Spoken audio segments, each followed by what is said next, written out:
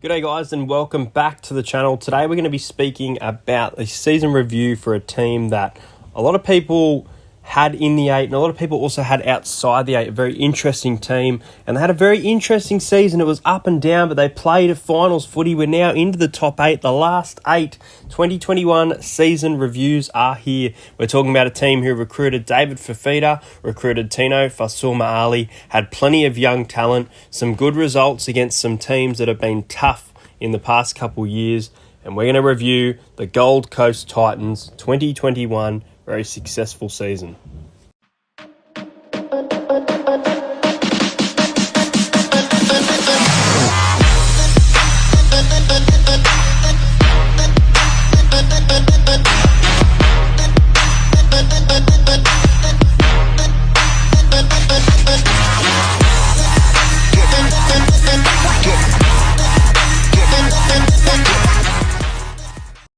Well, round one, it was a scrappy game from both sides, but I'll tell you what, I was at this game, Central Coast Stadium, Warriors and Titans. Warriors do have a good record against the Titans, but I had the Warriors outside the 8. A lot of people were saying that one of these teams or both of these teams would play finals footy, so it was a very hyped up game. It wasn't a great game. Warriors ended up winning 19 points to 6. I was not impressed with the Gold Coast Titans at all. Their new recruits in David Fifita and Tino were very, very quiet. They definitely had good seasons in 2021, but not the best start. They go to Seabus back at home and they beat the Broncos 28 points to 16 before scoring the most records in round 3. They did it very early on, scoring the most records in their club history over the struggling North Queensland Cowboys at home, putting 44 points to 8 on the Cowboys. Very good game from AJ Brimson, another great season from him. Love watching him. Before the doubleheader that I spoke about earlier, they pick up a 20-4 loss to the Canberra Raiders. I think this game could have been closer. The refereeing was pretty good for the most part. There were some calls that went the wrong way. I definitely think the score could have been closer, but in the end, the Raiders just too good there.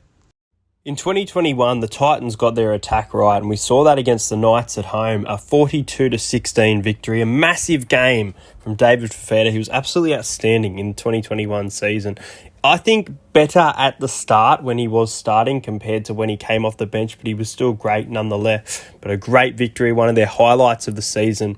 Before the low light, Tom Travojevich's Manly Seagull, who started the season 0-4, picking up a 36-0 victory over the Gold Coast Titans at Mudgee. I think the Titans have a pretty good record against the Seagulls, if I'm not mistaken, as well. And I think I might have actually tipped the Titans for this game. I can't remember.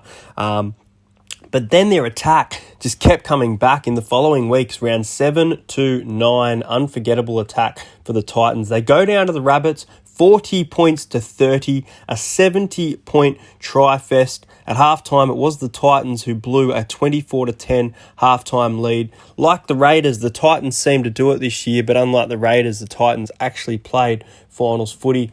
A great game in round 8. Definitely not a great game for Titans fans, and I tipped the Titans, but I loved watching this game in round 8. The Broncos defeating the Titans 36 points to 28 after the Titans got a flying start. And then again, a 28-36. This way, it was the reverse. The Titans ended up winning the game. This was at Campbelltown against the Tigers in round 9.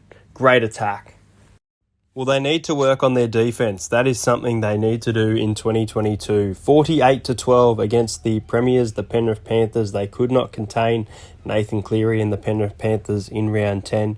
In round 11, they defeated the Bulldogs but conceded 20 points, the most of the Bulldogs have scored at that point of the season. Obviously, they scored more towards the end. They went down to the Sharks. Very disappointing loss at Coffs Harbour, 38-10. Just no fight in them. Speaking of fight, though, the Titans fought hard in the Origin period to fall short to the Storm in a heartbreaking finish, 20 points to 14. This game was played at Sunshine Coast. It would have snapped the Storm Sunshine Coast record as well. They've got a pretty good record in recent years there, but a fantastic game nonetheless, and Titans fans should be proud of their performance against the Storm. In round 14, they ended up losing in a heartbreaking game, 35-34. The Gold Coast Titans, they almost staged the greatest NRL comeback I have ever seen. They were out of it against the Roosters and they came charging back into the game, but it was Sam Walker putting the icing on the cake before it could go to golden point. Well, here it is, the low for the 2021 season for the Titans. It came in round 15, leading the Manly Seagulls, who were in some great form, at halftime, 24 points to 8. I remember I won a lot of money off this game as well because I had all these try scorers picked in the second half, and this is a terrible performance from the Titans, especially the fact that it was at home, conceding 48 points in the second half, 11 tries to 5. Absolutely outrageous. Tom Trbojevic scored 3 tries in the match. Ruben Garrick scored 3 tries in the match, and Jason Saab a double. The craziest part is Ruben Garrick only kicked 6 of the 11 goals. This honestly could have been a huge scoreline, and Manly were just too good in the second half. But the Titans, they had them. They had them at halftime. It was 24 points to 8. And the following week, they redeemed themselves with a big win, and again scoring 44 points for the second time this season against the Canberra Raiders at home. I've spoken in these reviews that the Raiders in recent years, last decade or even longer, have been a very tough team to beat at home. And they're definitely out of form this year, but at home, you've got to give them credit. They always turn up. But in this game, they did not turn up at all, and the Titans go into a bye after a 44-6 win over Raiders. Well, skipping a few rounds, round 19, 20 and 21, 32 points scored by the Titans, 34 points scored by the Titans, and 36. So they're coming back. They're coming back for a top 8 spot. They're looking good. Everything going their way. In round 22, they come up against the Rabbitohs. I thought they'd be a lot closer than this, but the Rabbitohs blow them off the park at Cbus Super Stadium. It was considered a Rabbitohs home game, 36 points to 6. And in round 24, one game away from the final game of the regular season, the Knights put the icing on the cake, 15-14. They're in the top 8. The Titans look to be out of the top 8. They need a lot of things to go their way. And what do? They need to beat the Warriors by 13 plus. And at home, they deliver for the fans with a 44-0 victory over your bogey team, the New Zealand Warriors, the Gold Coast Titans. Here they are. They've made the top 8. And they move into week 1. A fantastic clash against the Sydney Roosters, who have been injury-ridden all year, but they've still fought hard. But the Titans have made the 8, and the Titans are the underdogs going into the game. And the Titans came so close to snatching victory from the jaws of defeat at Townsville, but it was the Roosters running away with the game, 25 points to 24. A field goal from Sam Walker in the 77th minute, and then the Titans almost scoring on the siren. It was unforgettable, but not meant to be. A fantastic season, especially in that back half for the Titans nonetheless.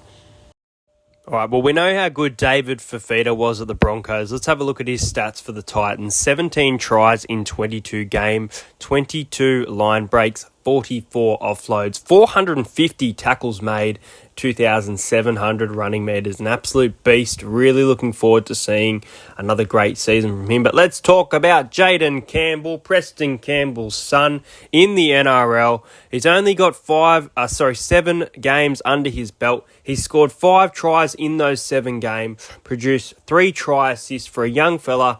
He's doing very good. Definitely needs work in the tackle department. 20 tackles made and 18 missed tackles, but hey, he's young. We'll get better. 1,167 run meters. He was absolutely phenomenal in that back half of the season. Made his debut against the Melbourne Storm, but a great player nonetheless. I thought Corey Thompson had a fantastic season as well, so we'll get through his stats. Corey Thompson, the winger for the Titans. 18 appearances, 8 tries, 79 tackle breaks with 16 line breaks. I remember the line breaks against South Sydney earlier in the season, and 2,810 run meters. There's plenty of names, plenty of young talent coming through, but these 2 or 3 were definitely outstanding. And Jared Wallace had a very underrated season for mine. I'm going to check out his stats because Jared Wallace was very good in 2021, and I'll wait and see whether he can back it up or if it was a one-off season. 6 tries in 25 games, 700 post-contact meters, 588 tackles made. That's a damn good season from Jared. Well, a new logo isn't the only thing coming in 2022 for the Gold Coast Titans. You're welcome from the Sydney Roosters, Isaac Liu. He's been very involved. He's a premiership winner. Quite an underrated player, so I look forward to this signing.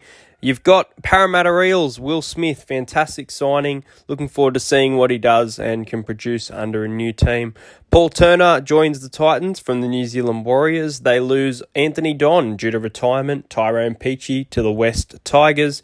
Mitch Rain has been released, and I believe he's signed with Parramatta, but we'll wait and see. It says released. Ash Taylor heads to the Warriors. Jamal Fogarty heads to the Canberra Raiders. Off contract, Herman Sa. He's had a 2 or 3 year deal, so it's coming close to an end.